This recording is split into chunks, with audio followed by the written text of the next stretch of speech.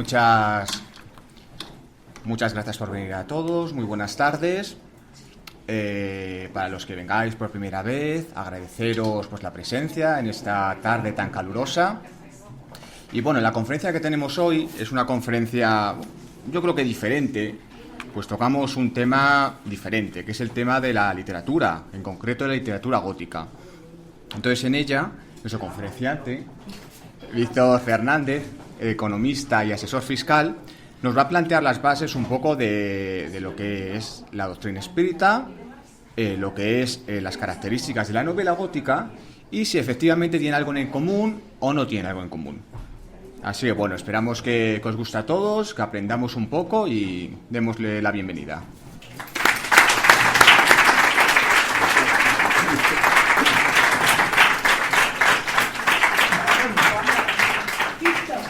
¿Tienes agua? Por favor, sí. Sí, claro. ¿Hay una botella? Porque estos... Pues sí, bueno, pues ya tengo dos.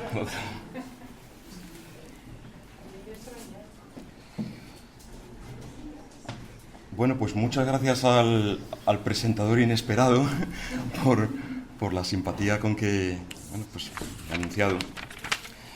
Me siento un poco, pues, no sé, de ver tanta gente en un 20 de julio a estas horas y con este calor, pues ver la sala llena, la verdad es que, bueno, me siento un poco tocado dentro, así que, bueno, pues muy agradecido. Un agradecimiento especial para los socios de la asociación. Sabéis que esta casa, pues hay un grupo de personas que la sostienen, que cuidan que las sillas estén colocadas, que esté limpia y bueno, pues son los que promueven las conferencias y los trabajos aquí y bueno, la verdad es que es una responsabilidad también para con ellos. Es una responsabilidad porque toda palabra pronunciada tiene unos efectos positivos o negativos. Y muchas veces uno pierde el control sobre esa palabra que se lanza. Por eso pues, yo me quiero acoger a la protección pues, de los mentores de la casa y a vuestras buenas vibraciones para que las palabras que yo pronuncie pues, sirvan para algo. Un poco para todos, pues, para seguir aprendiendo o para descubrir alguna cosa que os pueda interesar. Y por último, pues gracias a Tony de Mindalia Televisión y a Fede de los Divulgadores del Misterio pues, por estar ahí cada viernes fielmente, pacientemente, recogiendo pues lo que aquí hablamos. Medium, del francés medium, y a su vez del latín medium, que significa medio, centro, intermediario. El diccionario de la Real Academia Española nos da una única acepción, que dice que es persona que supuestamente puede ponerse en comunicación con el espíritu de un muerto. Sin embargo, el diccionario online de Google nos da una segunda acepción que a mí me parece más interesante. Dice, persona a la que se considera dotada de facultades mentales, paranormales, que le permiten comunicarse con los espíritus del más allá. Espiritismo viene del inglés spiritis y a su vez de spirit, espíritu. El diccionario de la Real Academia Española nos da dos acepciones. Primera, creencia que a través de un medium o de otros modos se puede comunicar con los espíritus de los muertos. Ya se ve que al diccionario la palabra muertos le gusta mucho, porque la dice continuamente. Segunda acepción, doctrina fundada por Allan Kardec en 1857, que estudia la naturaleza, origen y destino de los espíritus y sus relaciones con el mundo corporal. Este mismo Allan Kardec, en los prolegómenos al libro de los espíritus, y leo textualmente, dice que las comunicaciones entre el mundo espiritual y el mundo corporal se encuentran en la naturaleza de las cosas, y no constituye ningún hecho sobrenatural, razón por la cual existen vestigios de ellas en la totalidad de los pueblos y en todas las épocas. Hoy se han generalizado y son patentes para todo el mundo. Entonces, yo reseñaría aquí pues, dos cosas. Habla Allan Kardec, el codificador de la doctrina espírita, que entran dentro de lo natural, de la normalidad. Es decir, él evita hablar de espiritismo como parte de lo paranormal, de lo misterioso, sino que cuando se desarrolla, pues entra dentro de lo cotidiano. Y de hecho, cualquier persona podría acceder pues, a esta comunicación con los espíritus de los desencarnados. Y de hecho, no contento con esta declaración de normalidad, en otro libro, el libro de los médiums, sigue insistiendo Allan Kardec que con base en una ley de la naturaleza, estos fenómenos nada tienen de maravilloso ni de sobrenatural, en el sentido vulgar que se atribuye. Por tanto, el misterio del espiritismo es que no tiene ningún misterio. Cuando se estudia con seriedad, cuando se pretende profundizar y se buscan las causas de las cosas. Pero por otro lado, un poco más adelante, también en el libro de los Mediums, nos dice Allan Kardec que el espiritismo no avala, por otro lado, historias fantásticas creadas por la imaginación. Es decir, no todo lo paranormal, no todo lo que está más allá de una explicación racional se puede considerar válido o existente o real. Por un lado, el mundo de los espíritus y toda la codificación trata de desarrollar algo que está dentro de las posibilidades de las personas, que es el tener la certeza de que hay algo más allá de la muerte física y que encima es posible esa comunicación, pero sin embargo, no toda historia fantástica, no toda historia paranormal se puede avalar. Pues bien, precisamente yo con mi conferencia pues quiero pues hablar de historias fantásticas que ha creado y ha desarrollado la imaginación, que sirven para entretener, que sirven para pasar el rato, para deleitarse, ¿no? Y que caen dentro del campo de la literatura. Y así vamos a hablar de fantasmas, de vampiros, espectros, hombres lobos, zombies, demonios, personajes de literatura de ciencia ficción y cuya existencia pues se resistiría a la razón, al menos se resiste a la razón. En relación pues, con una interpretación del mundo espiritual tal cual pues, nos lo comentan los espíritus, las entidades espirituales. Entonces yo el objetivo que me marco con esta conferencia pues es doble.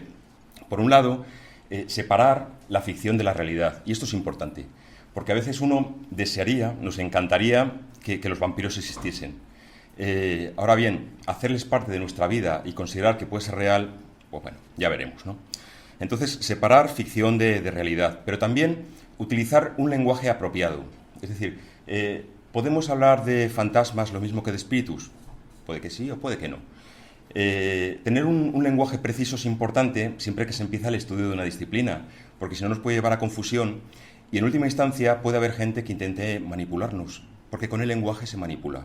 Entonces, vamos a dejar como unos términos precisamente delimitados que nos puedan ayudar pues, en nuestro estudio, en nuestro avance.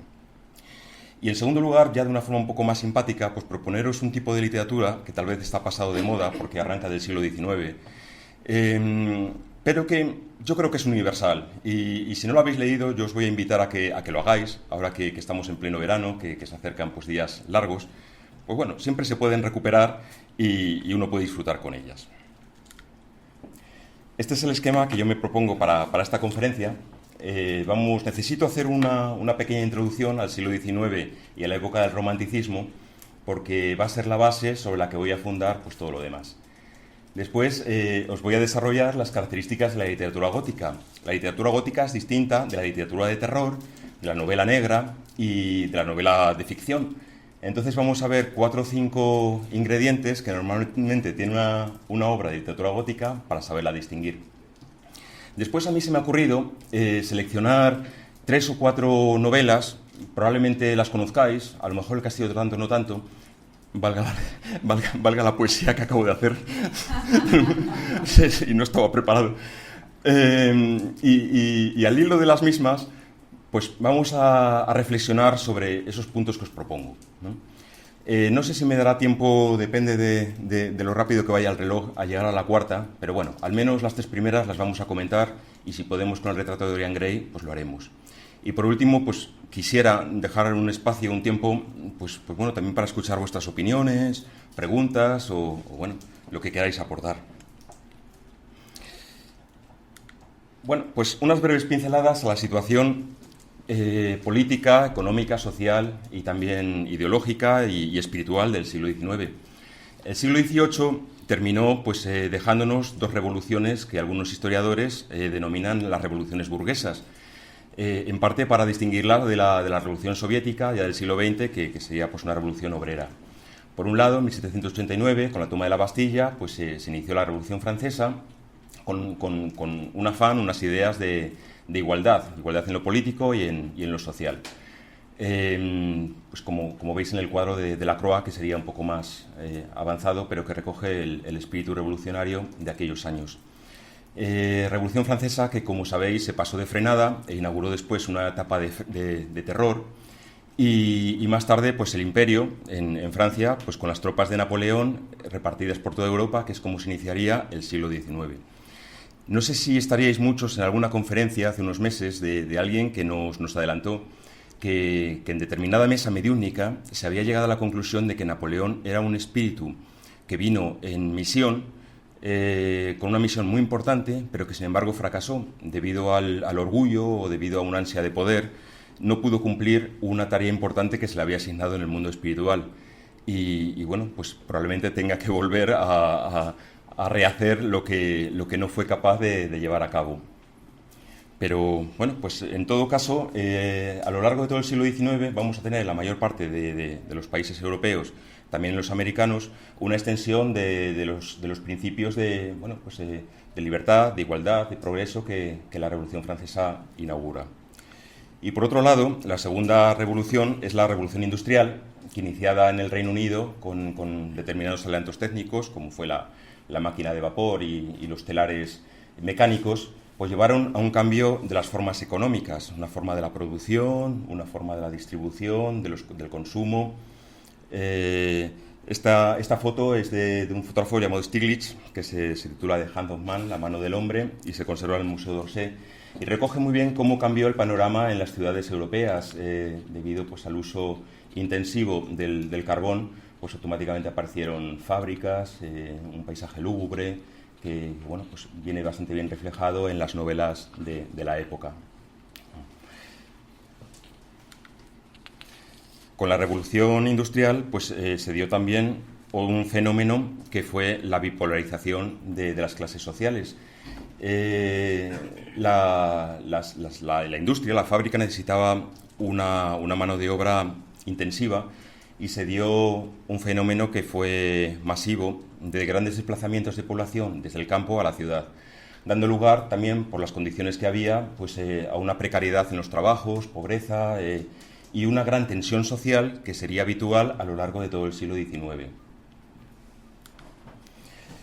En toda Europa se produce, además, un fenómeno que también es muy propio de la época romántica, del romanticismo, que son los estados que llegarían a ser estados-nación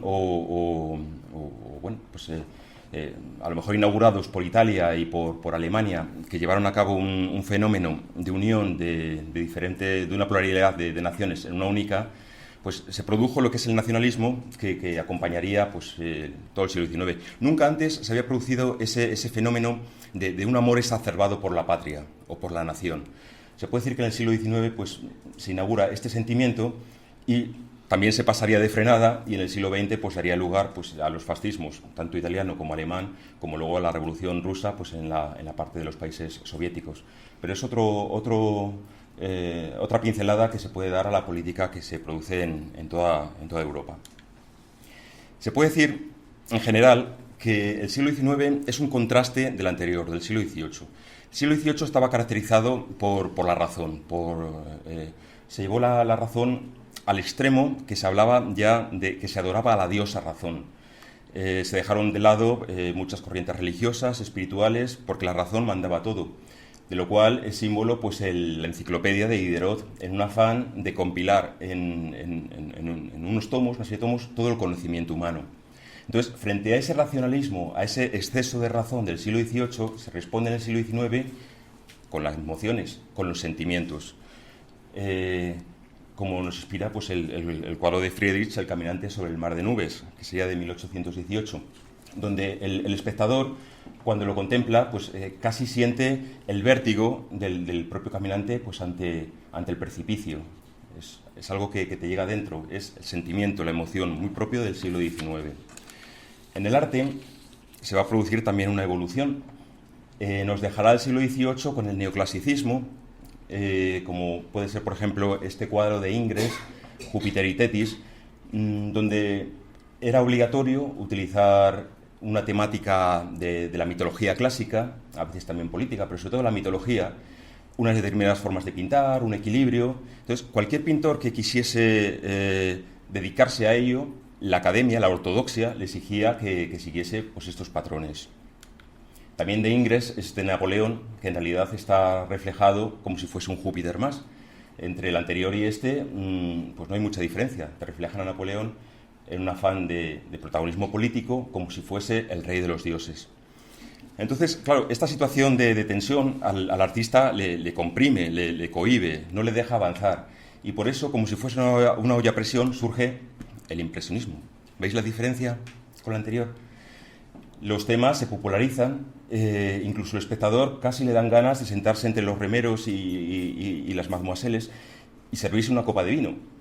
Son temas pues populares y mucho más libres en cuanto a la composición, en cuanto a la técnica, y a partir del impresionismo pues ya se seguiría avanzando, se seguiría profundizando y daría lugar ya en el siglo XX pues a todas las vanguardias que dan lugar al arte como una expresión artística también con su espiritualidad.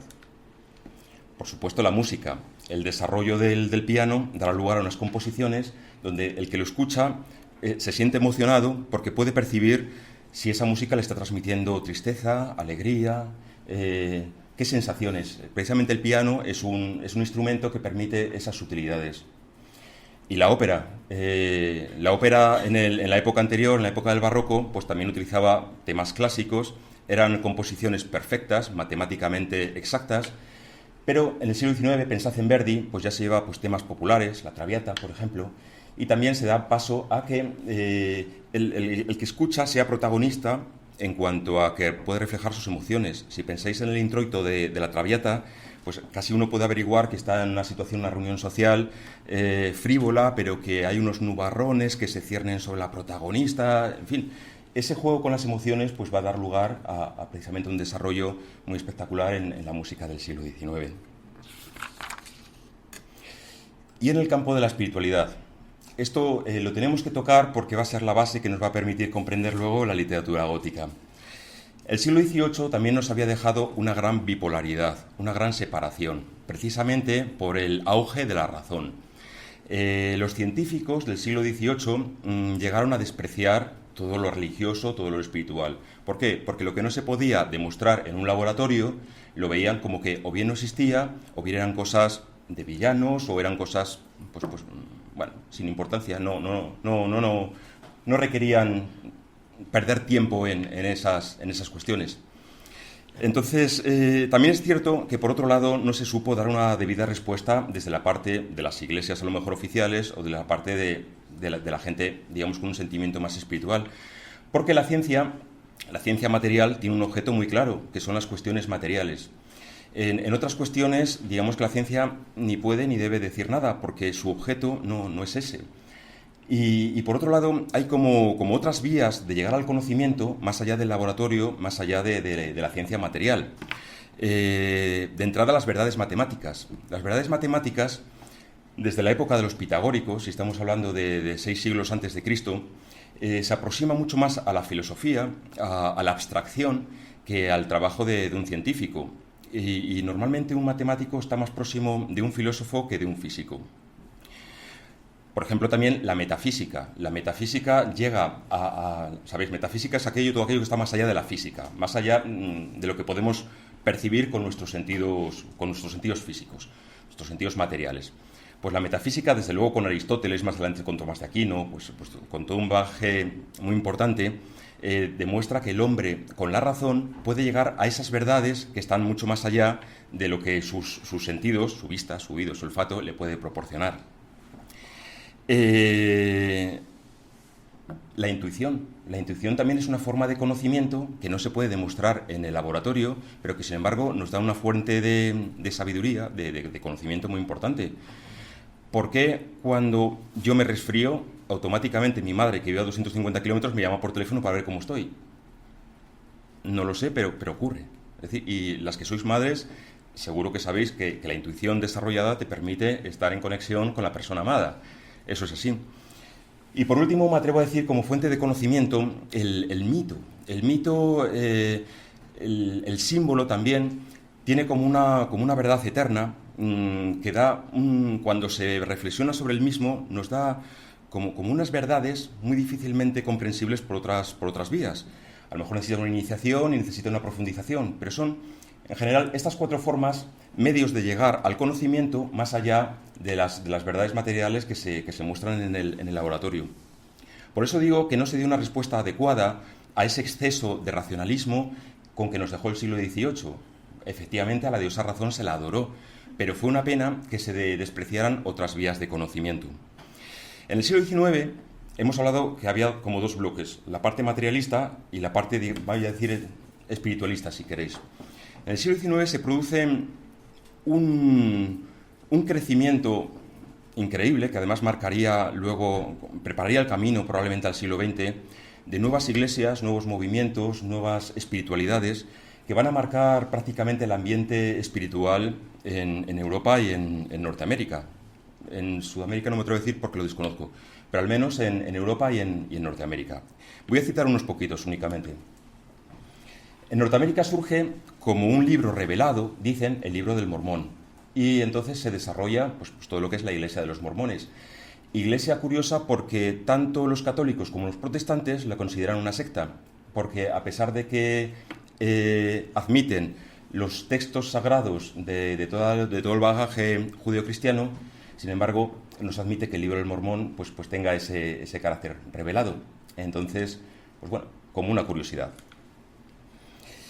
Poco conocido en España, pero bastante en el ámbito anglosajón, sobre todo en Londres, que comenzó y luego se desarrollaría por toda Norteamérica, el Ejército de Salvación. El Ejército de Salvación surgió como una respuesta a esa dicotomía social que se produjo, esa clase trabajadora que en aquella época no tenía un amparo social o asistencial, que con trabajos precarios que podían quedar en la calle a la menor, con hijos que cuidar. Entonces, el Ejército de Salvación, que no es más que una militancia de determinados movimientos protestantes, tuvo un peso muy importante tanto en el Reino Unido como en Norteamérica. Tendría su parangón también en los países católicos, en cuanto que surgieron una gran cantidad de órdenes religiosas que no estarían atadas a un convento, sino que salen a la calle, tanto para el tema de la enseñanza como de la asistencia. Entonces, órdenes pues como los escolapios, los maristas, hermanitas de la caridad, hermanitas de los pobres y tantos otros, con la acogida también del Concilio Vaticano I, que tendría lugar en el siglo XIX, digamos que fue el reflejo en los países de tradición católica del Ejército de Salvación en los países, digamos, más anglosajones. La Iglesia de la Ciencia Cristiana de Miss Eddy. No confundir con la Iglesia de Cienciología, que no tiene nada que ver, y que surgiría luego en el siglo XX. Esta mujer, que ella solita puso en marcha una iglesia que actualmente todavía es muy importante en los Estados Unidos, y aquí, bueno, es menos conocida, pero tuvo cierta influencia en algunas capas sociales. Se basa en el hecho de que, decía ella, una lectura desde la fe de la Biblia provoca un acto de sanación, tanto física como espiritual, en la persona que lo lee. Así lo creen y yo no voy a entrar ahí. Como curiosidad, la teosofía de Madame Blavatsky. Lo cito porque es un intento muy interesante de separar espiritualidad de religiones oficiales. Comenzaría en el siglo XIX, se desarrollaría en el XX y daría lugar a otro tipo también, luego veremos pues, bueno, otros movimientos también en esta línea. De complicada comprensión, pero más o menos lo que viene a decir es que en todas las religiones oficiales hay un centro de sabiduría que permanece velado, únicamente tienen acceso las personas más místicas, ¿no? Y por eso hablan de quitarle el velo a Isis. Según ellos, la sabiduría está velada y hace falta desvelarla para hacerla accesible no a todos, sino a unos pocos privilegiados. Además, incorporaría algunos elementos de religiones orientales, de la India, de China, también de Japón, en un hecho que también se va a dar mucho a lo largo del siglo XX y sobre todo en el siglo XXI, que es buscar esa unión de que todas las creencias religiosas tienen un foco común y que es el que merece la pena desarrollar por encima de determinadas formas o maneras. Y por último, pues obligado en esta casa es nombrar a Allan Kardec. Allan Kardec no fundó nada, decimos aquí que es el compilador de la doctrina espírita.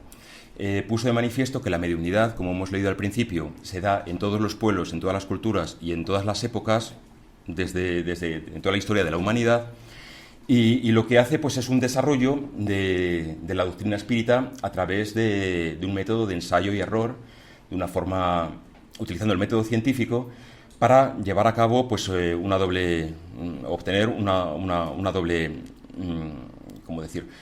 Una doble idea. Por un lado, como decía antes, que es posible comunicarse con los espíritus desencarnados, y esto nos demuestra también que no todo termina con la muerte física, y a partir de ahí pues, hace un desarrollo, todo ello basado pues, en la mesa mediúnica. De todas formas, como de Allan Kardec, sabéis casi todos mucho más que yo, pues no voy a seguir por aquí. Y si queréis conocer una historia del espiritismo, recomiendo una conferencia que Juan Miguel Fernández pronunció, yo creo que en esta casa, y que la podéis encontrar tanto en Mindalia Televisión como en Los Divulgadores del Misterio, y que yo creo que os puede resultar interesante. Bueno, pues todo este es el panorama que existía en todos los aspectos en el siglo XIX.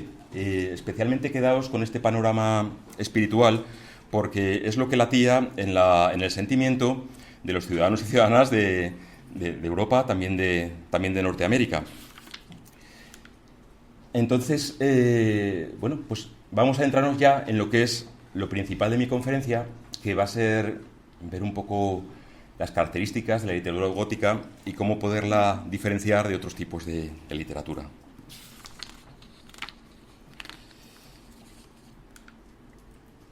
Bueno, pues como os decía, en primer lugar, pues vamos a intentar separar lo que es literatura gótica de otros tipos de literatura como es la de terror o la novela negra, etc. ¿Por qué se llama literatura gótica? Gótico, la palabra gótico viene de Godo, que sabéis que era pues, uno de los pueblos bárbaros que en la época del final del Imperio Romano pues, asediaban Europa, poniendo en peligro las fronteras del Imperio Romano, y venían del norte, del este de Europa. Gótico también es como se denomina a un estilo arquitectónico que predominó en la Edad Media entre los siglos XII y XV, contraponiéndose al estilo inmediatamente anterior, que era el románico. El románico se inspiraba en el modelo de la basílica romana, mientras que el gótico pues, desarrolló ya elementos artísticos como más precisos y originados en Europa. Entonces, ¿por qué literatura gótica? Pues bueno, hay muchas tesis. Hay muchas opiniones, pero la más aceptada es porque la primera novela que se considera gótica, que es El Castillo de Otranto, tiene como un segundo título que dice A Gothic Story, una historia gótica. ¿Por qué su autor, Walpole, quiso poner una novela gótica? Pues a lo mejor porque en inglés decir una novela medieval pues sonaba mal. Entonces utilizó una novela gótica y utilizó la parte por el todo y bueno, pues la llamó así. Y a partir de ahí, el resto de escritores y escritoras, que hubo muchas escritoras mujeres, ¿no? en este tipo de literatura, pues directamente no se complicaron y la llamaron así, literatura gótica. Comenzó a finales del siglo XVIII con El Castillo de Otranto y abarcaría prácticamente el siglo XIX. Hay retozos de esta literatura en el siglo XX y aún hoy, bueno, se puede decir que se escribe literatura gótica, pero bueno, con matices. Curiosamente, en su origen era una literatura orientada a mujeres. ¿Por qué? Pues porque a los hombres les daba vergüenza reconocer que leían este tipo de novelas, aunque al parecer la leían a escondidas, como existen algunos testimonios por ahí, ¿no? Pero sí es cierto que estaba inicialmente destinada a un público femenino. También es curioso que se comenzó a editar en pequeños fascículos que se llamaban Penny Dreadful. Viene a ser al cambio como fascículos de apenique. Estaban un penique y cada semana salía uno. Entonces, todo esto creó una cultura social. Es decir, la gente lo compraba, lo comentaba, no había televisión, no había radio. Entonces, lo leían. Tienes tú el número 6, que yo no lo tengo, te lo cambio por este. Es decir, se creó todo un ambientillo en torno a la literatura gótica muy interesante. Más adelante, debido al éxito que tuvo, pues empezó a editar ya en forma de libro, que es como nos ha llegado a nosotros. Y bueno, pues la principal característica de cuando uno lee una novela para saber si es gótica es un sentimiento que te tiene que provocar, un sentimiento personal, íntimo, que no existe un término en nuestro diccionario para describirlo. En inglés se dice uncanny. ¿Qué significa? Pues uncanny es algo siniestro con un matiz escalofriante, más o menos. Pero no se describe bien. Es decir, uncanny es que tú estás leyendo una novela gótica, aunque sea pleno verano, Y entonces dices, trae la manta que me la echo por los hombros, que estoy sintiendo un poco de repelús, ¿sabes? Bueno, pues ese sentimiento, eso es uncanny, ¿sabes? Y te lo tiene que provocar. Vamos a ver más características que se pueden dar o se pueden no dar, pero el uncanny no debe faltar nunca. No es terror, como cuando uno lee pues, una novela de Stephen King, de estas sangrientas o que te dan... No es terror. Es una sensación personal sutil. Eso es uncanny. Características, propiamente.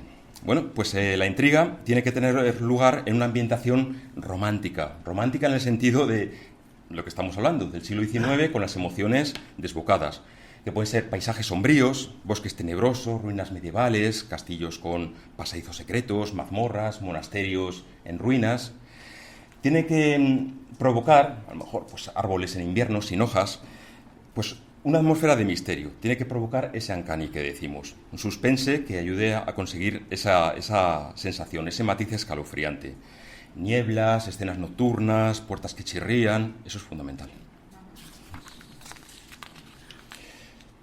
Puede haber una profecía ancestral, una maldición que pesa sobre la casa o sobre sus habitantes, tramas familiares, sorpresas en el linaje de los protagonistas. De repente, pues resulta que el hijo que pensabas que era hijo del conde, pues no es hijo del conde, sino que es hijo del cura, porque el cura previamente había sido un soldado templario y había vuelto, entonces el lío, o sea, un culebrón. Se puede dar y es algo bastante típico. Eventos sobrenaturales o de difícil explicación. La aparición de un fantasma, un vampiro, un demonio, un doppelganger. ¿Sabéis lo que es un doppelganger? Doppelganger es una palabra alemana que viene a decir un doble. Por ejemplo, en el Dr. Jekyll y Mr. Hyde hay el personaje principal, pero de repente, por algo científico, aparece su doble, que es su doble malo. Eso se puede dar. De alguna forma también en el retrato de Dorian Gray hay un doppelganger. Un doble. Decía, o de difícil explicación. No tiene por qué ser un evento sobrenatural, pero sí algo que a lo largo de la novela te da la impresión de que algo pasa que no sabes si es sobrenatural o no. Y eso, por ejemplo, da lugar a que novelas como El sabueso de los Baskerville de Arthur Conan Doyle se considere gótica. Al final, el detective logra aclararlo todo y racionalmente se puede explicar. Pero a lo largo de la novela, cuando lo estás leyendo, tienes la misma sensación que tiene el Dr. Watson, que prácticamente hay un demonio que está encarnado porque está montando unas que no se sabe qué está pasando. Entonces, eso es importante. Un evento sobrenatural, o no sobrenatural, pero de difícil explicación. Emociones desbocadas. Estamos en el siglo XIX y las emociones se llevan pues al extremo. Entonces, suena, hay un chirrido de una puerta y la dama se desmaya y hay que llevarle las sales. No sé, la pareja, un chico se enamora de la chica y como no le corresponde, pues cae enfermo y se pasa 3 semanas en la cama enfermo de amor. Es decir, un exceso de emociones llevadas al límite. Pánico, paranoias, desmayos, celos, amores enfermizos, todo esto es muy típico, no solamente de la novela gótica, en general de la novela del romanticismo, pero que aquí, por supuesto, se va a dar. Erotismo larvado. ¿Sabéis lo que es el erotismo larvado? Yo os lo cuento. Estamos en el siglo XIX y no puede haber escenas de sexo explícito. Bueno, ni implícito tampoco, no puede haber escenas de sexo. Pero sí hay a lo largo de la novela algo que la estás leyendo y dices, esto se pone interesante. Eso es erotismo larvado. Se ha querido ver en el muerdo, en el mordisco del vampiro, un ejemplo de erotismo larvado. Lo llaman falacia patética y se ha utilizado mucho en el cine, menos en la novela, pero bueno, viene de aquí.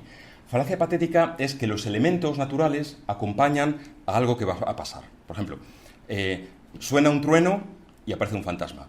Hay una tempestad y el barco de Drácula se acerca a Whitby con toda la tripulación desangrada. Pues eso, como que los elementos acompañan a lo que va a suceder después. Es, digamos, el atrecho, si pudiésemos hablar así. Pues como os decía, todas estas son las características de la literatura gótica. Se pueden dar unas y otras no. No son necesario que se den todas, pero como os decía, el uncanny no debe faltar nunca.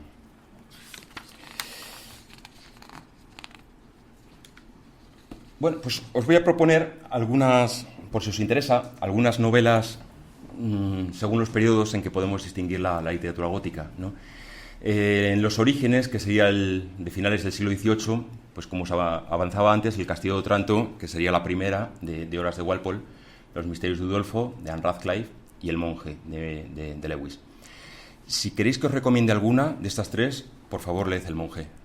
Es fantástica. Y además tiene todas las características que estamos hablando de la literatura gótica, las tiene. Y es muy interesante. Un pelín larga, pero os va a gustar. El Castillo de Otranto es un poco facilona, casi te hace sonreír, parece que está escrita casi para niños, ¿no? Es importante porque nos abre el camino de la literatura gótica, pero si queréis leer algo serio, El monje. Se dice que el apogeo tuvo lugar en la primera mitad del siglo XIX con Frankenstein, de Mary Shelley, El vampiro de Polidori y Cumbres borrascosas. Hay dudas sobre si Cumbres borrascosa es gótica o no lo es. Hay quien dice que se ha metido en la lista para darle prestigio a la literatura gótica, incluyendo a Emily Bronte.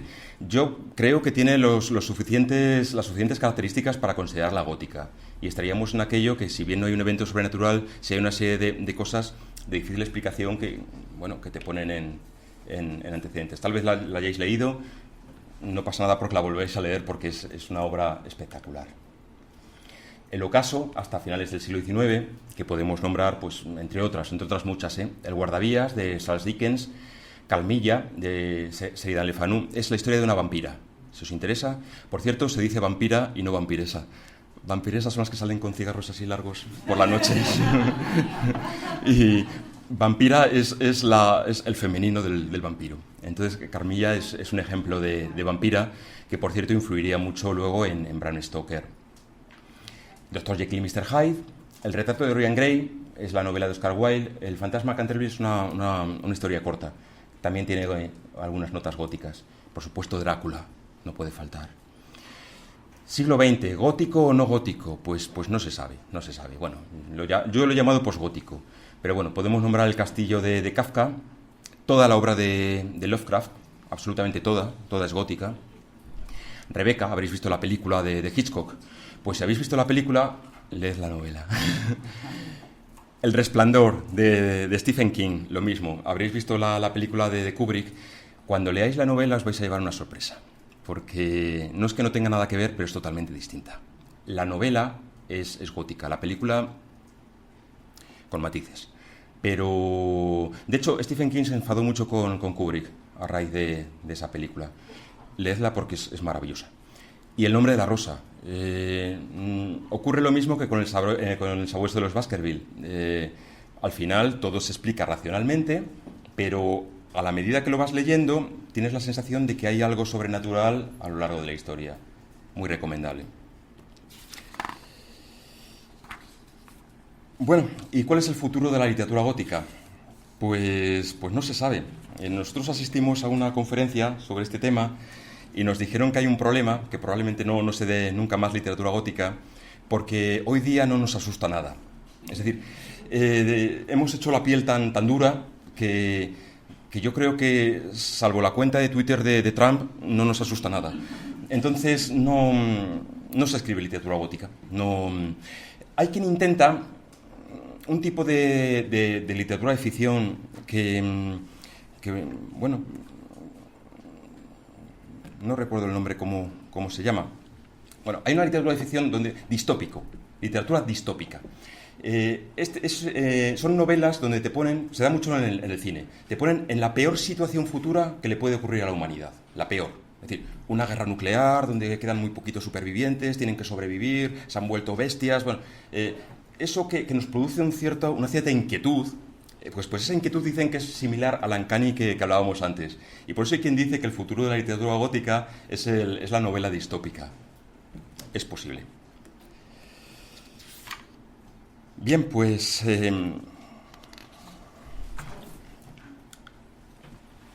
pasamos al siguiente punto.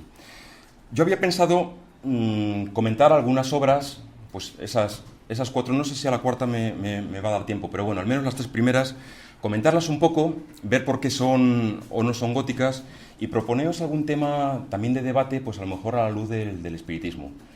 Entonces, pues había pensado comentar El Castillo de Otranto, Frankenstein y Drácula. Y a raíz de ahí, pues bueno, pues a ver qué podemos decir sobre las mismas. El Castillo de Otranto.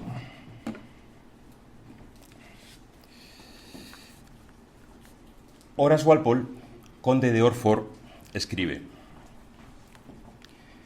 Manfredo se vio sacudido por el terror y la sorpresa y exclamó: «¡Ah, eres tú, terrible espectro! ¿Acaso ha llegado mi hora?» «Mi querido y gracioso señor», dijo Hipólita, arrojándose en sus brazos, «¿qué es lo que veis? ¿Qué son esos ojos desorbitados?» «¿Cómo?», gritó Manfredo, sin aliento. «¿Tú no ves nada, Hipólita? ¿Me han sido enviados a mí solo este fantasma?» «Por lo que más queráis, señor», insistió Hipólita, «volved a vuestro ser, recuperad la calma y la razón». «¿Cómo? ¿No es este Alfonso? ¿Es que no lo ves? Puede ser un delirio de mi mente». Y sigue. Bueno, pues El Castillo de Otranto, una historia gótica, se dice que es la primera de esta serie, escrita por Walpole, conde de Orford, hacia 1764. Usaría inicialmente un seudónimo.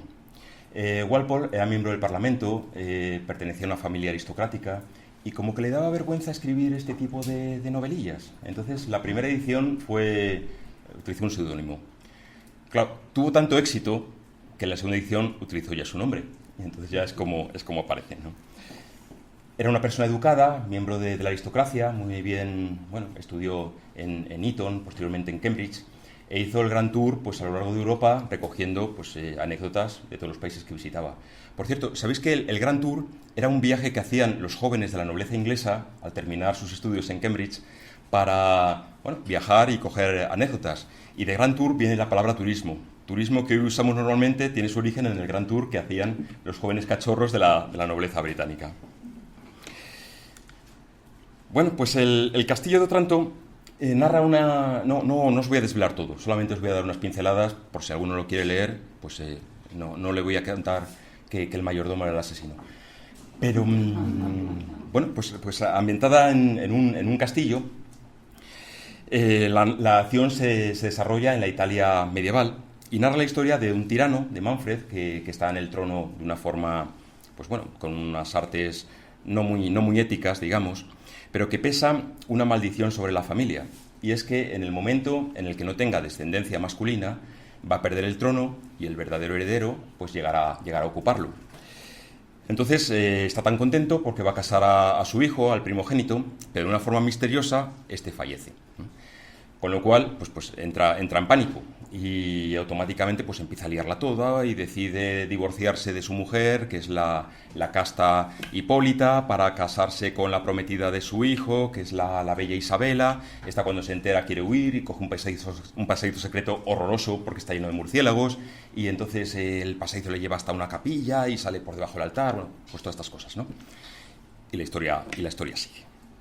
A todo esto pues empiezan a pasar acontecimientos increíbles en el castillo. Pues bueno, pues en las mazmorras hay ruidos horrorosos que se oyen hasta la última almena. Se ve la imagen de un fantasma que desciende de un cuadro y se sienta entre los protagonistas y bueno, pues cosas que es difícil explicar y que constantemente pues le está poniendo en tensión hasta bueno, no os digo cómo continúa. Bien, ¿y por qué es gótica? Pues bueno, esta novela decimos que es gótica primero porque la lectura, esto yo no os lo puedo demostrar, tendríais que leerlo vosotros, pero produce ese uncanny, es decir, cuando va narrando cómo escapa Isabela por los pasadizos secretos y se encuentran los murciélagos, pero se escucha un ruido y parece que un espectro sale de un cuadro. O sea, te produce ese regomello por dentro que dices, vaya. Y luego, pues bueno, tiene lugar en un castillo medieval, con sus recovecos, sus pasadizos secretos, hay una atmósfera de misterio, apariciones de fantasmas, profecías ancestrales, bueno, la verdad es que lo tiene todo. Entonces, bueno, pues hasta aquí la novela. Y bueno, pues yo en relación, reflexionando sobre esta novela y decir, bueno, estamos en una casa espírita, ¿cómo podemos comentar desde la óptica espiritismo esta novela o qué podríamos criticar a lo mejor de la misma? Pues la idea que se me ha venido es pensar o razonar si es lo mismo un fantasma que un espíritu. ¿Por qué? Pues en parte porque viendo programas de televisión veo que mucha gente utiliza los dos términos indistintamente. Habla de espíritus, pero también de fantasmas. Incluso se escuchan gente que se dice mediums y hablan de hablar con los muertos o hablar con los muertitos, incluso. No sé, como que te produce un... Entonces, bueno, pues me ha dado por darle vueltas a este término y decir, ¿es sinónimo fantasma de espíritu? Pues vamos a verlo. Esto tan largo es la definición que el diccionario de la Real Academia Española da de fantasma. Entonces, bueno, vamos a leerlos porque son muy curiosos. Fantasma, que viene del latín fantasma y esta a su vez del griego fantasma. Primera acepción, imagen de un objeto que quede impresa en la fantasía. Fijaos, imagen y objeto, fantasía. Bueno. Segundo, visión quimérica como la que se da en los sueños o en las figuraciones de la imaginación. Os preguntaréis, ¿qué significa quimérica? Yo os lo digo que lo he buscado. Quimérico significa fabuloso, fingido o imaginado sin fundamento. Por tanto, visión fabulosa o imaginada sin fundamento que se da en los sueños o en las figuraciones de la imaginación. Bueno. Tercero, imagen de una persona muerta que según algunos se aparece a los vivos. Sabéis que al diccionario de la Academia Española la palabra muerta le encanta. Aparece en todas las definiciones. Ya hemos visto 3 y... Bueno, imagen de una persona muerta. Imagen. Bueno, vamos a dejarlo ahí. Cuarto, espantajo, persona disfrazada que sale por la noche para asustar a la gente. Pues un grupo de amigos que se visten de blanco y salen por la noche a ver qué pasa. No sé por qué por la noche, puede ser por el día. Pero bueno, bien. Persona disfrazada que sale a asustar. Persona envanecida y presuntuosa, por lo que estáis pensando muchos de vosotros. El que está dando la conferencia, menudo fantasma. Pues eso. Amenaza de un riesgo inminente o temor de que sobrevenga, el fantasma de la sequía. Aquello que es inexistente o falso, una venta fantasma, un éxito fantasma. Y por último, población no habitada, un pueblo fantasma. Los que más o menos venís aquí a conferencias sobre espiritismo, ¿qué echáis de menos en todo esto? En relación sobre si podemos hablar indistintamente de fantasmas o de espíritus. Eso es muy técnico, pero puede ser. Voy a adelantar un paso más. Hay una película fantástica española de Guillermo del Toro, El espinazo del diablo, que una voz en off pues dice lo siguiente. ¿Qué es un fantasma? Un evento terrible, condenado a repetirse una y otra vez. Un instante de dolor quizás. Algo muerto que parece por momentos vivo aún. Un sentimiento suspendido en el tiempo, como una fotografía borrosa, como un insecto atrapado en ámbar. Un fantasma, ese soy yo. ¿Quién dice eso? Esto es una voz en off que se escucha en esta película. En esta película. Es poesía. Es un texto, es literatura. Es literatura. Es bonito, pero a mí la sensación que me da, la sensación tanto de las definiciones que hemos visto antes de la Real Academia Española, como, bueno, de esto y tantas otras, ¿no?, es que falta el elemento de inteligencia. Es decir, estamos hablando de imágenes. A ver, sin negar que haya sitios físicos donde haya una energía enquistada, normalmente donde haya podido haber mucho sufrimiento. Hace unos años fuimos a Berlín y visitamos el campo de concentración de Münchhausen, en el norte, entre bosques. No cantaban los pájaros. No cantaban los pájaros. Bueno, entonces, sin negar que haya energía que se pueda enquistar, hablar que en un fantasma hay una inteligencia, yo, vamos, respetando todas las posturas, pero me cuesta. También porque yo entiendo que en un espíritu hay individualidad y hay inteligencia. Para mí esa es la clave, el principio inteligente. Yo, por eso, insisto, que cada uno hable como quiera, ¿no? Pero yo pienso que si hablamos con propiedad y hablamos de espíritus, tenemos que hablar de un principio inteligente. Por supuesto, yo adoro la literatura gótica, me encanta que haya novelas de fantasmas, las disfruto, pero equiparar, más aún cuando hablamos en serio, y sobre todo si estamos divulgando una doctrina o intento a lo mejor investigar algo paranormal, creo que hay que hablar con propiedad, porque si no vas a provocar mucha confusión en quien te escucha. Y entonces das un paso adelante y dos para atrás, y no es plan. Personalmente creo que no se debe equiparar el término fantasma al término espíritu. Kardec, en el libro de los espíritus, en la pregunta 76, pregunta a la espiritualidad mayor: ¿qué definición se puede dar de los espíritus? Y le responden: se puede decir que los espíritus son los seres inteligentes de la creación, pueblan el universo fuera del mundo material. Nos estamos refiriendo a las individualidades de los seres extracorporales. Donde hay un espíritu hay individualidad y hay una personalidad. Sabéis que la personalidad que tenemos nosotros, la mía, pues cuando desencarne voy a seguir igual con mi personalidad, hablando como os estoy hablando ahora. Es decir, la personalidad perdura y permanece una individualidad y una inteligencia. Si esa inteligencia es material o espiritual lo dejaremos para otra ocasión porque es un tema de debate, pero hay una inteligencia. Es decir, en el espíritu hay un principio de inteligencia. Por otro lado,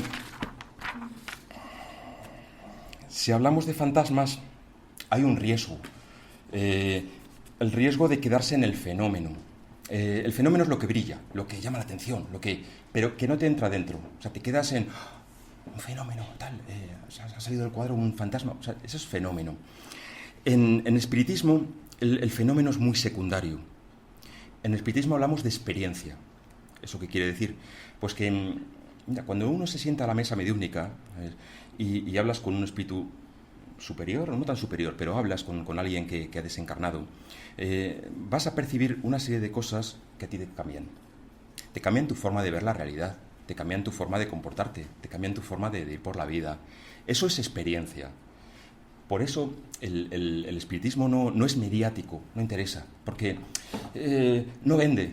Es decir, cuando empiezas a hablar de un desarrollo moral, de un perfeccionamiento personal, pues bueno, nos puede servir. Eso hay que gustarlo y reconocerlo.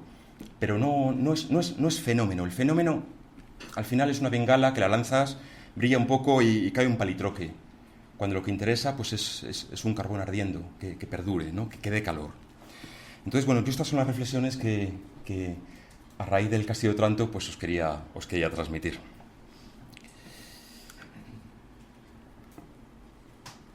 Vale. Pues pasamos a la segunda novela que quería comentar. Frankenstein, de Mary Shelley. Mary Shelley escribe: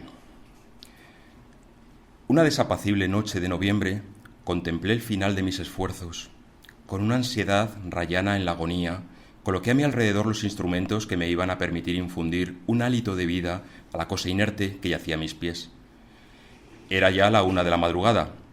La lluvia golpeaba las ventanas sombríamente y la vela casi se había consumido, cuando a la mortecina luz de la llama vi cómo la criatura abría sus ojos amarillentos y apagados. Respiró profundamente y un movimiento convulsivo sacudió su cuerpo. ¿Cómo expresar mi sensación ante esta catástrofe o describir el engendro que con tanto esfuerzo e infinito trabajo había creado? Y sigue. Bueno, pues es un párrafo de Frankenstein. Frankenstein lo tenéis que leer este año, porque en 2018 se cumple el segundo centenario de la publicación por primera vez de la novela. Fue publicada en 1818, si bien Mary Shelley la compuso 2 años antes, en 1816, en una estancia en Villa Diodati, al lado del lago Alemán, en Ginebra. ¿Y qué sucedió en Villa Diodati en 1816? Pues si hay un lugar y un año importante en la literatura gótica, son estos, Villa Diodati y 1816. Muchos han escrito, la verdad, sobre esta cuestión. Hay introducciones, novelas, bueno. Y es que se dieron una serie de circunstancias pues, muy curiosas. De entrada, decir que 1816 no fue un año cualquiera. Hay quien lo ha llamado el año sin verano o el año de la pobreza, porque se dio una bajada de temperaturas a nivel global en todo el planeta que produjo pues, un malogro de cosechas, hambrunas y enfermedades. ¿Y todo esto por qué? porque se conjugaron dos hechos. Por un lado, una actividad anormal en el Sol, que está estudiado, se conoce como el mínimo de Dalton, y en segundo lugar, y sobre todo, entró en erupción el volcán Tambora, situado pues, en la actual Indonesia. Este volcán pues, expulsó miles de toneladas de dióxido de azufre que fueron lanzadas a la atmósfera, provocando pues, un efecto espejo. Es decir, los rayos del Sol se reflejaban y no entraban en el planeta. Y como consecuencia pues, se dio una caída de la media de toda la temperatura en el planeta de bastantes grados, provocando pues, esa situación. Con lo cual ya el ambiente pues, era bastante tétrico a nivel global. La gente no sabía qué pasaba. En Europa no se sabía de la entrada en erupción de un volcán al otro lado del planeta, mucho menos del mínimo de Dalton de la actividad solar. Entonces, así las cosas, pues bueno, quien podía, pues a lo mejor, imaginaos si ya de por sí pues Londres era sombrío, pues encima con estas circunstancias era horroroso. Por lo cual, quien podía, pues se iba. Y aquí, al lado del lago Alemán, en Ginebra, se juntaron dos grupos muy curiosos de gente. Por un lado, Lord Byron, el escritor y poeta, que acudió con su médico Polidori. Y por otro lado, Percy Shelley, que era pues, un escritor, librepensador, poeta, que se había fugado, porque estaba casado, dejó a su mujer y se fugó con una chica, Mary Wollstonecraft Godwin, que sería la futura Mary Shelley. En esa época no estaban casados y no había adoptado todavía el apellido del marido. También les acompañaba la hermanastra de esta, Claire Clairmont, la cual se enamoraría de Lord Byron y haría todo lo posible pues, para que los dos grupos pasaran el mayor tiempo posible. La idea era pasear, leer, etc. Y dado el mal tiempo, pues se encerraban en casa y leían, comentaban cosas. Entonces, parece ser que fue Lord Byron quien propuso pues, un juego. Es decir, bueno, pues vamos a hacer un pequeño certamen literario. Cada uno de nosotros va a componer va a redactar una novela de terror y la mejor pues gana, ¿no? Pues todos aplaudieron la idea y se pusieron manos a la obra. En realidad únicamente dos terminaron la labor, porque Lord Byron estaba sumido pues, en unas traducciones, otras cosas que le ocupaban y no continuó. Pero sí su médico, Polidori, que compuso El vampiro, que fue de las primeras novelas vampíricas donde el vampiro es un gentleman, es un caballero. Hasta entonces el vampiro había sido un monstruo, pero con Polidori fue pues eso, un caballero que también influiría luego en Bram Stoker, en Drácula. Y por supuesto Mary Shelley, pues que compuso su Frankenstein. Aquí la tenéis. Bueno, pues Mary Shelley, esta obra luego, pues bueno, hizo varias correcciones y se publicaría pues 2 años más tarde. De por mientras, pues bueno, la verdad es que la vida de esta mujer es apasionante, también muy desgraciada, perdió un hijo, finalmente se pudo casar con Percy Shelley, adaptó su apellido, pero luego falleció en un barco, con lo cual, pues bueno, una vida dura, ¿no? Y bueno, pues la verdad es que no se sabe mucho más de los últimos días en Villa Diodati. Se supone que bueno, cada uno seguiría su rumbo. Polidori se enfadó con Lord Byron y, ya os digo, pues Percy y Mary volverían a Inglaterra y pues seguirían sus vidas. Bueno, pues la trama es bien conocida. Sabéis que Frankenstein no es el nombre del monstruo, es el nombre del científico, Víctor Frankenstein. Se asocia al monstruo por un motivo. Todo el mundo sabe la historia, pero pocos la han leído.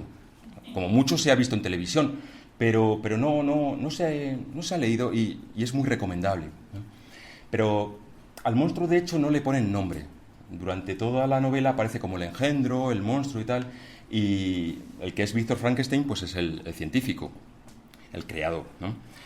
Entonces, bueno, pues sabéis que que tenía la idea de recrear la vida. Entonces, para ello, acude a un cementerio y va recopilando piezas de cadáveres y las recompone en su laboratorio. Y más adelante, pues, lo enchufa a un cable que está unido a un pararrayos y así consigue que se reviva y pues todo lo que sucede, ¿no?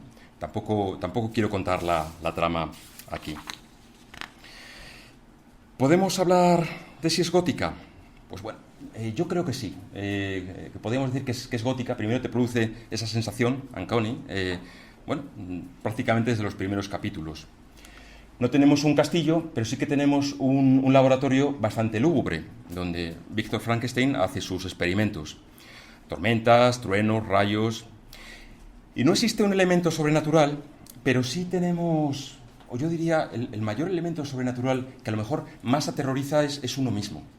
Es uno mismo. Es el propio Víctor Frankenstein y hasta dónde puede llegar. ¿Hasta dónde puede llegar la ciencia? Bueno, son preguntas que quedan ahí en el aire para que cada uno se las responda, pero eso en parte sí que aterroriza un poco, ¿no? Tiene un alto contenido mitológico. De hecho, Frankenstein tiene como un segundo título, que es el moderno Prometeo. Prometeo era el dios que robó el fuego a los dioses superiores para llevárselo a los hombres y mujeres, y por ese motivo Zeus lo castigará. Entonces, Víctor Frankenstein lo que hace es robar el secreto de la vida a Dios, entre comillas, para empezar a utilizarlo. Incluso hay algo más. A lo largo de toda la novela te está dando la impresión de que estás recreando, con otras palabras y otro ambiente, la mitología del Génesis, en que Víctor Frankenstein pues, es como Dios y la criatura pues sería el hombre.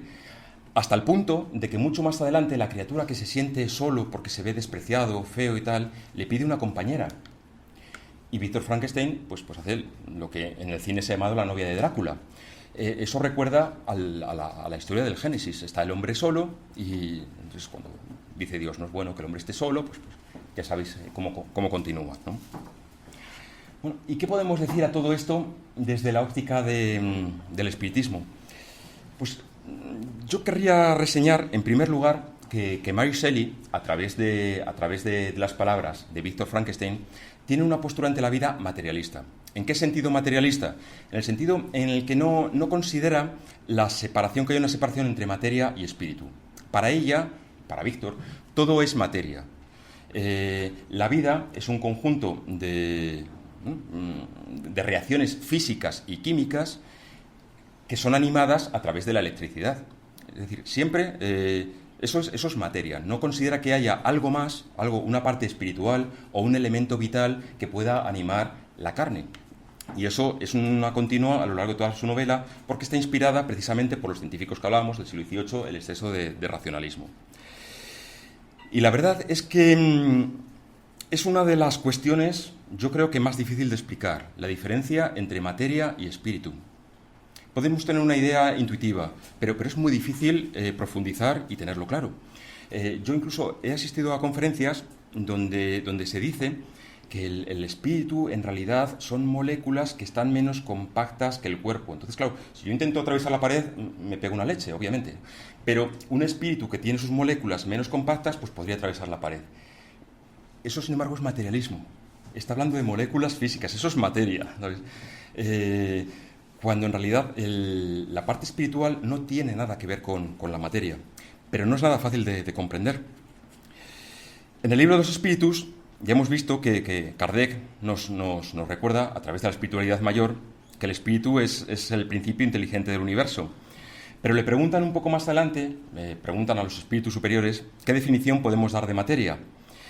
Y entonces le responden que la materia es el instrumento, fijaos, el instrumento de que el espíritu se sirve y sobre el cual al mismo tiempo ejerce su acción. Al final, pues la materia es eso, es una herramienta. Cuando desencarnemos esto, pues lo quemarán o no se lo harán, pero mi yo principal, mi personalidad permanecerá, pero esto es un instrumento, es materia. No es muy fácil, de todas formas, profundizar. Y de hecho, incluso en la mesa mediúnica nos ha sucedido cuando se presenta un espíritu sin conocimiento, que a lo mejor ni siquiera se ha enterado de que ha muerto, y dice, pero vamos a ver, si yo voy por la calle, yo visto mis ropas y tal.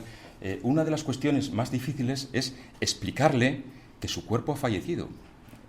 Y sobre todo, si no tenía un bagaje espiritual, es tarea dificilísima. De hecho, es de las cosas que más sudamos para conseguir transmitirle ese otro punto de vista que le va a ayudar a esclarecerse y le va a ayudar a evolucionar. Bien, Mary Shelley en realidad lo que dejó planteado fue pues el problema de la bioética.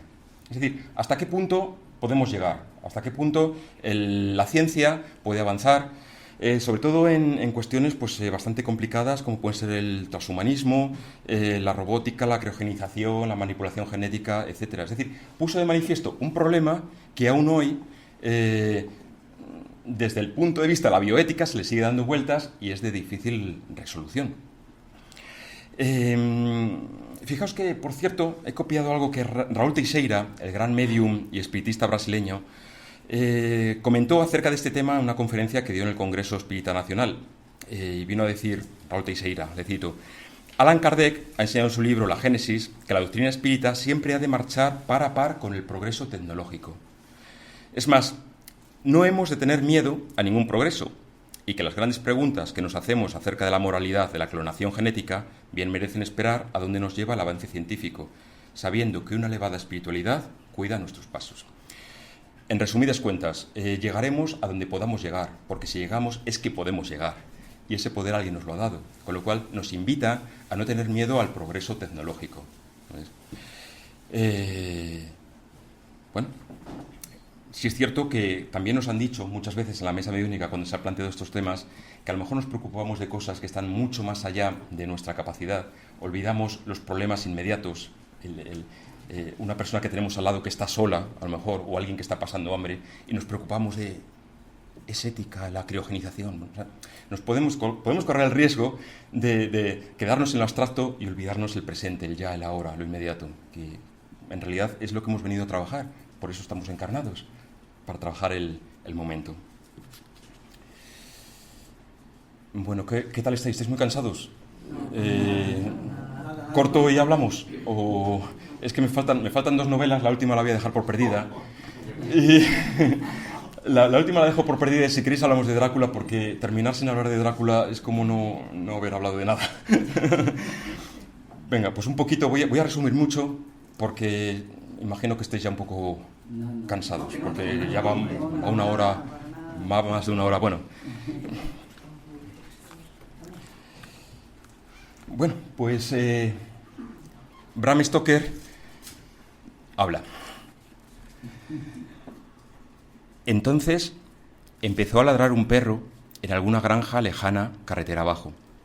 Era un gemido prolongado, angustioso, como de terror.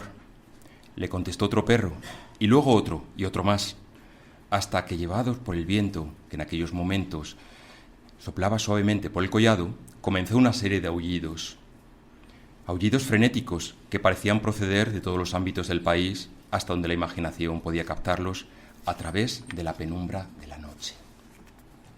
Y sigue. Bueno, pues si tenéis ocasión de leer la biografía de este hombre, hacedlo porque es increíble. O sea, es importantes son las novelas, importantes son las biografías de todas estas personas. Bram Stoker se pasó la mayor parte de su infancia en cama, debido a una enfermedad de su infancia. Y su madre, que era maravillosa, le contaba historias de terror para entretenerle. Y era vamos, no lo digo de recochineo, me parece fenomenal, porque lo que logró en él fue pues, que tuviese una imaginación fantástica y que escribiese pues también como escribe, ¿no? Este hombre, pues bueno, luego resulta que se curó y llegó a ser un gran atleta y en la universidad empezó a ganar premios y bueno, pues estupendamente, ¿no? Se inspiró mucho en, acordaos, la novela de la vampira, de Carmilla, de Serinán Le Fanu, y en El vampiro de Polidori. Pero también investigó mucho hechos históricos, como la historia de este hombre, Vlad III, también conocido por Vlad Tepes, rey de Valaquia, actual Rumanía, allá por el siglo XV, conocido por Vlad Draculea. ¿Por qué Draculea? Porque en rumano Draculea significa hijo de Drácul. ¿Y por qué hijo de Drácul? Porque su padre pertenecía a una orden de caballeros cristianos que se llamaban los dragones, Drácul, que se encargaban de mantener, de proteger las fronteras de los ataques de los turcos. Este hombre pues, utilizó una táctica de amedrentar al enemigo, pues siendo muy cruel. Es decir, enemigo que capturaba, enemigo que empalaba. Y dejaba escapar a unos cuantos para que se marcharan y lo contaran. Entonces, cogió una leyenda pues realmente impresionante, ¿no? Terrorífica, ¿no? Era marketing en realidad. Bueno, pues se ve que Vlad Tepes pues, leyó sobre él, quedó impresionado y le puso pues como antepasado, o a lo mejor el mismo Drácula que se comenta en la novela. Bueno, pues la trama, pues seguro que la conocéis. Comienza por un joven, un abogado inglés que acude al castillo de Drácula porque este le llama, ya que está interesado en conocer las costumbres británicas y en adquirir una propiedad en Londres. Allí empiezan una serie de hechos, de este hombre no se sabe más, y ya pues, bueno, Drácula va a Inglaterra, desembarca en Whitby y empieza una serie de hechos, gente desangrada, una protagonista, Lucy, que cada vez está más pálida, llega entonces alguien que sabe mucho de vampiros y bueno, pues digamos que llega ya un poco el mito de cómo matar al vampiro, que si la estaca, que si hay que cortarle la cabeza, pues todo lo que de sobra sabéis, ¿no? Bueno, pues desde luego no hace falta decir que es gótica porque lo tiene todo. Produce el uncanny, se produce la historia en castillos, en linajes, hay erotismo larvado, profecías históricas, sobrenatural, bueno, lo tiene todo, ¿no? Absolutamente. Y en este punto, pues bueno, nos podemos plantear, y ya resumiendo mucho, ¿creéis en los vampiros?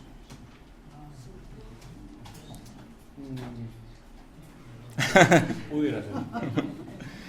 Bueno, lo comento porque el 26 de noviembre de 2015, el diario El Mundo publicó un artículo con una entrevista a un vampiro real. Una persona que aseguraba que necesitaba sangre humana para vivir. Y bueno, pues que necesitaba una pequeña dosis que le proporcionaba su mujer, estaba casado, y su mujer como donante pues le proporcionaba esa dosis, y él aseguraba que lo necesitaba, que necesitaba la sangre humana para vivir. No me voy a meter mucho en ese campo, en parte porque lo desconozco, aunque yo he leído que nuestro organismo no está preparado para descomponer la sangre humana y alimentarse. No así con la sangre de animales, y por eso nos gusta tanto la morcilla de Burgos. Pero la sangre humana, pues es así. La sangre humana no estamos capacitados. Entonces yo diría que cae un poco más, pues a lo mejor en una cuestión de una dependencia psicopatológica, pero como es un tema que yo desconozco, no me voy a meter en ese berenjenal. Sin embargo, lo que sí parece que existe son vampiros emocionales. Vampiros emocionales, estamos hablando de vampiros encarnados, no estamos hablando de entidades, estamos hablando de personas encarnadas, de hombres y mujeres. Vampiros energéticos, también conocidos como, ahora se les conoce como personas tóxicas. ¿Y cómo evitarlos? Y sobre todo, ¿cómo reconocerlos? Pues bueno, pues como todo en la vida, quizá. Por los frutos los reconoceréis, dicen por ahí, ¿no? Y la verdad es que la especie abunda, y a poco que miréis a vuestro alrededor los vais a detectar, ¿no? Personas que se te acercan, te acosan, te colocan sus problemas, sus historias, te dan consejos sin pedírselos, te agotan, te extraen la energía, te machacan, te dejan cansado, fastidiado, y encima con la sensación de que no has tenido caridad con ellos, que no has sabido responderles. O sea, encima te dejan machacado porque eres una mierda que no has sabido ayudarles. Es así.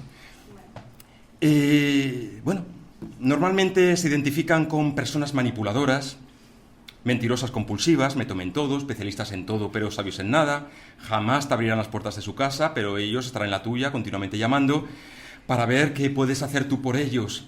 Y su palabra más habitual en su vocabulario es yo mime conmigo. Ahí tenéis un vampiro energético. Pues bueno, ¿y qué hacer cuando se te presenta un vampiro energético de este tipo? Pues desde luego no os aconsejo que le clavéis una estaca porque luego viene la policía y tenéis que ir al juez y hay que declarar y es muy molesto, ¿no? Entonces, pues bueno, hay una frase que bueno, no es una frase evangélica, pero es contundente, que es que la primera caridad empieza por uno mismo. Entonces, ante un vampiro energético, fuera. Se pone sitio de por medio y fuera, pues porque uno tiene su vida y uno tiene que hacer lo que tenga que hacer, pero no está para repartir energía a diestro y siniestro. Hay otro tipo de vampiros, no voy a profundizar mucho porque hay conferencias enteras dedicadas a ellas, pero únicamente voy a dar un par de pinceladas. Son espíritus obsesores. En la literatura espírita brasileña se utiliza la palabra vampiros para referirse a espíritus obsesores, que es como se les denomina en la codificación de Allan Kardec. Me parece bien, pero sí es cierto que luego estos libros brasileños, cuando se han traducido al castellano, han mantenido la palabra vampiros. No muy afortunadamente, porque sí es cierto que en nuestro subconsciente la palabra vampiro pues como que tiene una connotación de alguien que se te pega a la yugular y te extrae todo, ¿no? Entonces, a mí no me gusta utilizar la palabra vampiro, pero me gusta más espíritus obsesores. De hecho, hay grandes mediums, hay grandes escritores de la literatura espírita, como José Herculano Pires, que directamente tiene un libro que se llama así, Vampiros, ¿no? Bueno, ¿y qué es un espíritu obsesor? Pues André Luiz, siendo psicografiado por Chico Xavier en su libro La vida en el campo espiritual, escribe que son espíritus en fase de erraticidad que arrastran los vicios que estuvieron en su vida encarnada. Y por eso se apegan, pues, para absorber las fuerzas vitales de otras personas que tienen esos mismos vicios, como puede ser drogas, alcohol, tabaco, envidia, apego por lo material también, ¿no? En una palabra, o en varias, son aquellos espíritus que intentan influir en tu comportamiento, en tus emociones, en tus posturas, a lo mejor, de la persona encarnada, y se basan en la ley de la afinidad. Y quizá por eso se puedan basar en el historial kármico que esa persona tenga. Es decir, yo en una vida pasada te echo la puñeta, pues ahora, yo que estoy desencarnado, te la voy a hacer, ¿no? Y eso. Dos cosas solamente, y ahora es una promesa que termino. Primero, no asimiléis nunca espíritus obsesores a demonios del tipo del exorcista, de la niña del exorcista. Allan Kardec deja muy claro que nosotros, cuando estamos encarnados, tenemos nuestro espíritu y no cabe nadie más. Probablemente los exorcismos caigan más en un tema psicopatológico, que tampoco voy a entrar, pero cuando hablamos de obsesores estamos hablando a un nivel como mucho más cotidiano, mucho más inmediato. Y es algo que todos, de una forma o de otra, hemos podido tener o tenemos nuestras obsesiones. Puede ser apegos al coche, apegos a la ropa, apegos al yo. Por supuesto puede ser al tabaco, por eso muchas veces es difícil desprenderse de esos hábitos. También cierto es que se dice que puede haber un componente psicopatológico en esas obsesiones, con lo cual es de responsabilidad que el centro espírita, en cuanto detecte que pueda haber ese componente, lo reconduzca hacia el profesional, psicólogo, psiquiatra, si es así. Y esto es un tema de responsabilidad, ¿no? Es decir, a la menor, al médico. Pero puede haber también que haya un componente de un desequilibrio espiritual. Y entonces aquí, pues, a lo mejor, pases energéticos, fluídicos, oración si es que sois creyentes. Y si no sois creyentes, pues vibrar o tener un pensamiento positivo, algo que pueda ayudar y que, desde luego, puede ayudar a armonizar la situación. Bien, yo por mi parte no voy a comentar el retrato de Dorian Gray porque nos vamos ya de tiempo y sería ya un poco abusar, pero yo os animo que si lo leáis hagáis una crítica pues un poco en la línea como hemos comentado los otros. Y por mi parte, por cierto, si queréis saber algo más, tengo un blog que se llama así, con letra gótica. La O tiene tilde porque lo hice mal y entonces tiene tilde, la tenéis que poner, si no, no sale. Pero bueno, si queréis saber más sobre literatura gótica o tener a lo mejor un listado de todas las novelas que se consideran góticas, ahí lo veréis. Y daros las gracias por vuestra paciencia y bueno, por compartir ahora conmigo.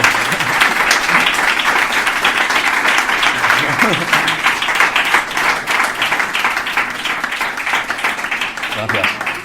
Gracias. Por favor. Otra pregunta. Tú dijiste que no sabes si la inteligencia reside en el cuerpo físico o en el cuerpo espiritual. ¿Cierto? Cierto. Sí.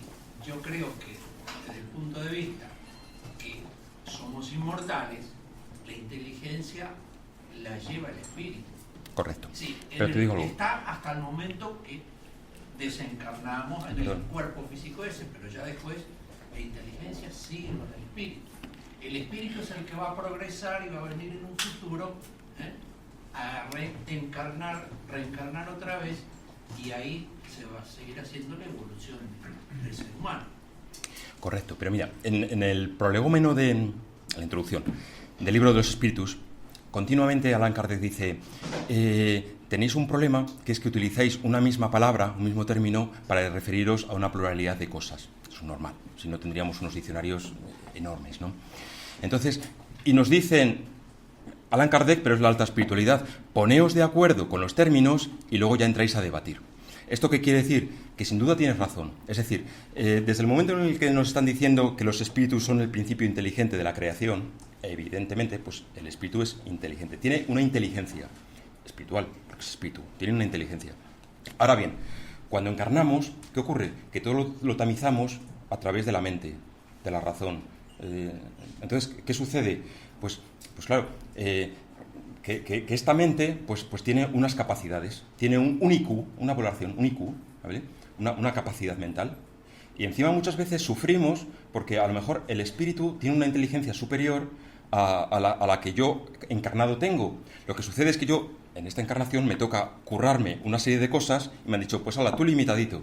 Y entonces te llevan los demonios cuando quieres decir una palabra en una conferencia y no te aparece. Es así. ¿Qué ocurre? Por ejemplo, en el campo de la psicología hay definiciones muy precisas de inteligencia. Se habla de inteligencia racional, pues a la medida que estamos hablando del IQ, ahora se habla mucho de inteligencia emocional. Pero eso entra dentro del campo físico. Esas serían inteligencias materiales, pero que están ligadas a la reencarnación que hoy y ahora nos ha tocado vivir, ¿sabes? Entonces, yo distinguiría las dos cosas, pero si hablamos de inteligencia genéricamente, yo diría que es la espiritual. De acuerdo contigo. Otra cosa. La sangre, la única forma que te alimenta es a través de la transfusión. Vale. Muchas gracias, doctor. Sí. Gracias. Sí, yo creo que... Bueno, otro tipo de alimento. Bueno, ¿alguna cosilla más? ¿Algún comentario? Críticas, venga. ¿Qué he hecho mal? Bueno, algo, decidme. Gema.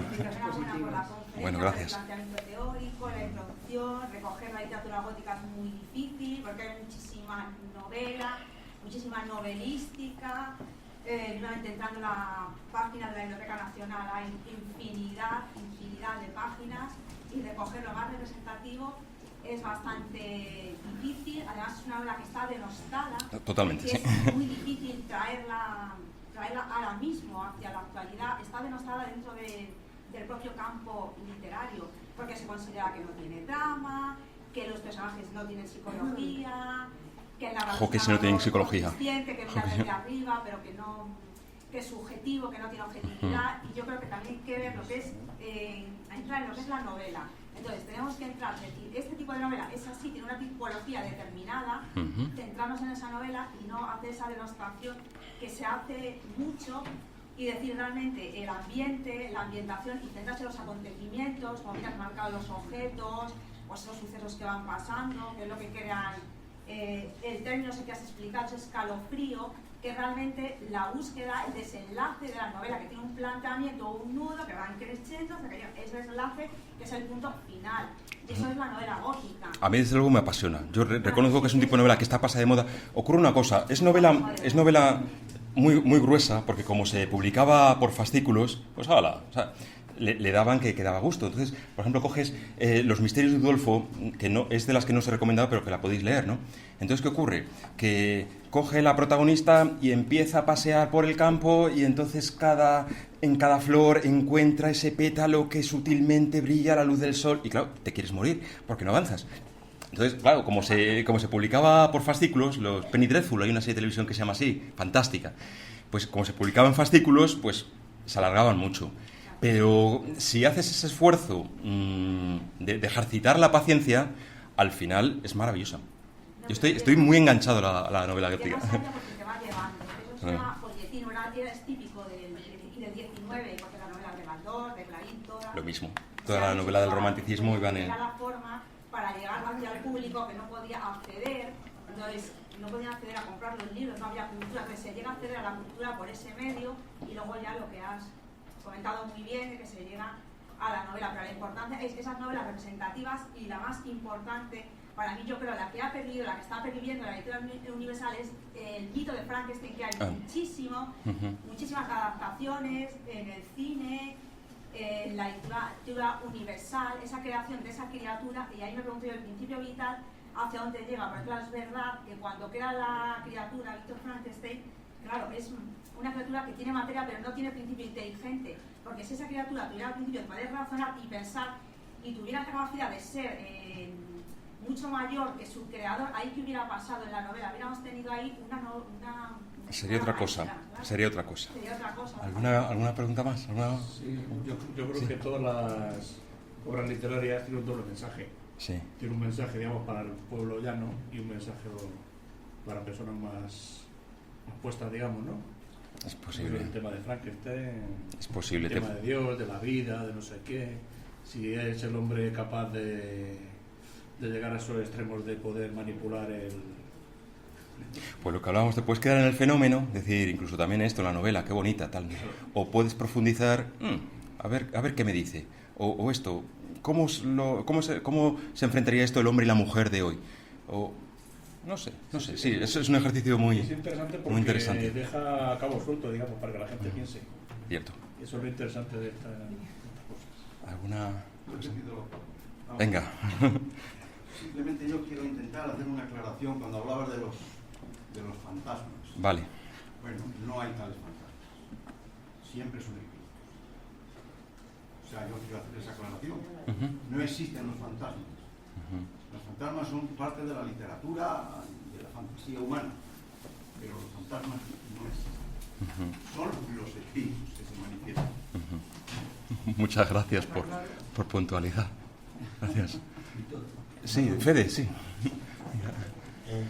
En la conferencia he echado en falta, para mí, dos de las obras cumbres de lo que es la literatura gótica. Una es El Cuervo, de Poe. Bueno, pero El Cuervo. el Cuervo es una poesía. Sí, Sí. pero es literatura gótica, aunque sea Cierto, una poesía. cierto. Y otra, pero esto ya es tirando al rollo patrio, Sí. posiblemente la que para mí son las dos mejores obras de Becker, que son Maese Pérez el Organista y El Monte de las Ánimas. El Monte de las Ánimas. Es más, Cierto. me equivoco. Sí, no, el Monte de las Fantasía. ¿Qué opinión te merecen esos dos autores y esas tres obras? Pues Becker maravilloso. O sea, Becker, el Uncanny que hablamos, desde el principio te lo está provocando. Formidable. ¿Sabéis que La Pardo Bazán tiene una novela sobre un vampiro? Pero luego no es vampírica. Es decir, es la historia de un hombre que en una casa gallega, pues es mayor, se casa con una chica joven y sospechosamente la chica empieza a envejecer tal, y él empieza a rejuvenecer, ¿no? También aquí hay literatura gótica. Gracias por recordarlo. ¿Puedo comentar una vez, por ejemplo, del Hombre Lobo? Sí. De Galicia y todas estas cosas. Sí, es que hay... mucha... Sí. Me he centrado en el panorama anglosajón, pero desde luego... Sí. Bueno, pues muchas gracias. Gracias.